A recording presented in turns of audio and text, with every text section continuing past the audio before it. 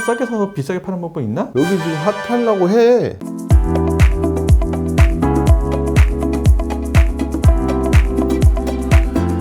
네, 안녕하세요. 너무 빨리 달려오니까 근데도 싹싹 귀에 들어오고 약간 내가 아는 내용이기 때문에 그러니까 우선 기본편은 어느 정도는 계속 옆에서 얘기를 들었기 때문에 제가 어떤 얘기를 하더라도 당연히 이렇게 해야 되는 거 아니냐라고 이제 생각을 할 수가 있죠. 유튜브 보시는 분들도 처음부터 아마 보시면은 이해하기가 훨씬 더 편할 거로 생각됩니다. 예. 제가 듣기로는 다른 부동산에서 빌딩 쪽 하는 뭐 부동산에서 제 거를 처음부터 끝까지 본다라고 얘기하더라고요. 부동산 하시는 분들도 상당히 유익한, 그리고 매입하시는 분들도 마찬가지고요. 이 정도는 최소한 알아야지 하지 않을까라는 그런 내용들만 제가 하다 보니까요. 알고 있어도 다시 리마인드 하지 않으면 까먹는 부분 같아요, 이거. 계속 많이 보셔야죠. 이번 시간에 제가 해드리고 싶은 얘기는 건물주분들이 내 거 비싸게 팔고 싶어, 아니면 뭐 매수자분들이 싸게 사서 비싸게 파는 방법 있나? 라고 얘기들 많이 하세요. 대부분 그렇죠. 예. 저렴하게 사서 비싸게 파는 게 가장 큰 목적이죠. 근데 싸게 사서 비싸게 팔기는 솔직히 쉽진 않죠. 싼 건 싼 나름대로 이유가 있는 거고, 비싼 건 또 비싼 거 나름대로 이유가 있잖아요. 만약에 싼 거를 봤을 때 가격이 좀 저렴한데, 아니면 이거보다 더 싸게 사고 싶은데 라고 하면서 내가 이런 흠 저런 흠 뭐 다 잡아갖고 싸게 매입을 할 수가 있어요. 눈에 보이는 거 뭐 이것도 나쁘고 저것도 나쁘고 얘기할 수가 있잖아요. 근데 그렇게 싸게 산 건물들은 나중에 팔 때도 싸게 팔아야 돼요. 파시는 분도 이런 흠 저런 흠이 안 보이겠어요? 또 마찬가지로 싸게 사면 싸게 팔 수밖에 없고, 비싸게 사면 또 비싸게 팔 수도 있는 거예요. 시세보다 만약에 1억 2억 비싸다고 이거 너무 비싼 거 아니야 라고 생각할 수 있는데, 비싼데 이거보다 더 좋은 물건 없을까 고민하다가 어쩔 수 없이 내가 그 시세보다 좀 비싸더라도 이건 사야겠다라고 매입하면 나중에 팔 때도 1억 2억 더 비싸게 팔 수도 있는 거예요. 내가 조금 비싸게 샀다고 이게 속된 말로 내가 호구가 아니라 타당한 이유가 있으면 좀 비싸게 사더라도 괜찮은 거죠. 근데 이게 흠이 고쳐질 수 있는 흠이 있고 안 고쳐질 수 있는 흠이 있고 하니까 그걸 싸잡아서 말씀하신 거죠? 그렇죠. 만약에 그런 흠들이 있어갖고 내가 이런 저런 흠 때문에 좀 저렴하게 샀는데 내가 그걸 고칠 수 있고 다른 사람한테 그런 흠이 안 잡힐 만한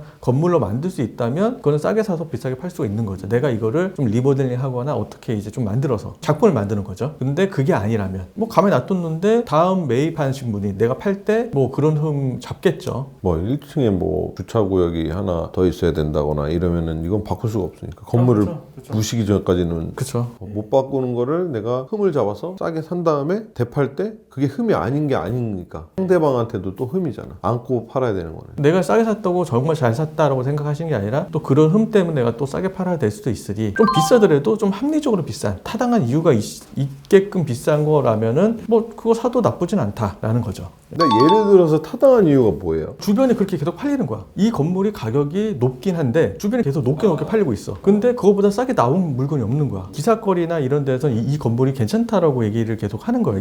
이쪽 길이. 그러면 내가 조금 더 비싸게 주고라도 이제 매입을 하시면 되는데, 나는 무조건 전에 팔린 것보다는 싸야 돼 라고 하면은 건물을 못 사는 거죠. 그리고 또 주변 부동산에 이제 1층 부동산들 있잖아요. 들어가 보면 이거 시세보다 좀 비싸게 팔렸는데 너무 비싼 것 같은데요 라고 얘기하기도 해요. 근데 이제 시장 상황이 상승기인지 하락기인지도 한번 봐야 되는 거고, 그 건물만의 장점이 있을 수가 있거든요. 다른 건물들은 이만한 면적에 주차를 5대 되는데 이거는 건물을 7대 된다든지, 아니면 다른 건물과 비교해서 공용면이 넓어갖고 좀 넓게 쓸 수 있다든지, 아니면 휴게 공간이 넓게 펼쳐져 있다든지, 서로만 장점들이 있을 수 있잖아요. 근데 빌딩도 그런 거 있어요. 딱 제가 팔려고 하는 사람이 여기 앞에 지금 공사하잖아요. 역 들어온다고. 아니면은 들어오기로 예정돼 있어요. 이런 식으로 하면서 그러면 가치가 상승하잖아요. 그렇죠. 근데 우리가 생각했을 때 아직 시행이 안 됐는데 가격이 그거를 거품을 좀 같이 끼고 매도를 하려고 하는 사람이야. 그러면 우리는 어떻게 느껴야 되는 거예요? 그런 식으로 이제 만약에 지하철 공사를 한다. 바로 앞에 지하철이 나온다라고 하면은 보통 그런 건 건물주분들이 먼저 알고 있긴 해요. 먼저 알고 있기 때문에 그 기사가 한번 나갈 때 어차피 몇 년 후에 여기에 역 들었으면 나는 금액이 얼마가 될 것 같은데, 만약에 현재 1억인데 최소한 2억 되지 않겠어?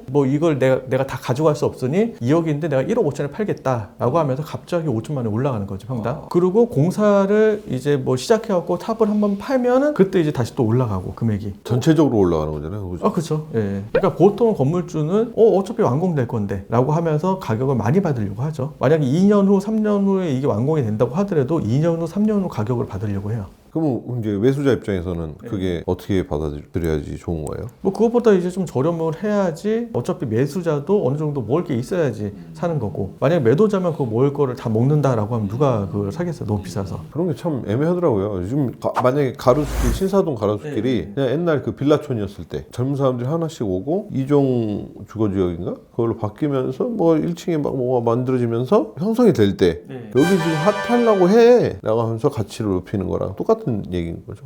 이해가 잘 되진 않는데 거기가 원래 1층에 상가를 할 수 있게끔 돼 있었나요? 거기가 원래부터 이종 일반 주거 지역이었어요. 아, 그 뒷길도? 네. 원래부터 이종 일반 주거 지역이었기 때문에 이게 상권이 좋아지니까 1층에 만약에 빌라 같은 게 있다가 1층에 없어지고 1층에 상가 같은 게 집어넣고 그런 게 계속 이제 상권이 계속 흐르다 보니까 1층에서 2층까지 올라가고 2층에 3층까지 올라가고 주택 털고 이제 상가가 들어가는 거죠. 아, 그랬구나. 그러면 거기가 상권이 좋아지기 전에 여기 이제 상권 좋아질 거예요 라고 하는 거랑 똑같은 거죠. 그렇죠. 근데 지하철 같은 경우는 언젠가 완공이 되기 때문에 확정적으로 되는 확정 수익을 얻을 수 있는 건데 이렇게 뭐 가로수길이 처음에 좋아진다고 했을 때는 누가 이렇게까지 상권이 좋아질지 몰랐잖아요. 근데 이게 뭐 가로수길도 마찬가지고 경리단길도 그렇고 양재천변에도 예전에는 제2의 가로수길이었고 가격이 상당히 높았었어요. 맞아. 네, 근데 이게 지금은 많이 죽었죠. 근데 이게 어떤 데는 성공할 수 있고 어떤 때는 실패할 수 있으니까 그러니까 이런 거 같은 경우는 애매한 거고 모험이구나. 네. 그러니까 뭐 지하철역 공사라든지 확정적인 거 같은 경우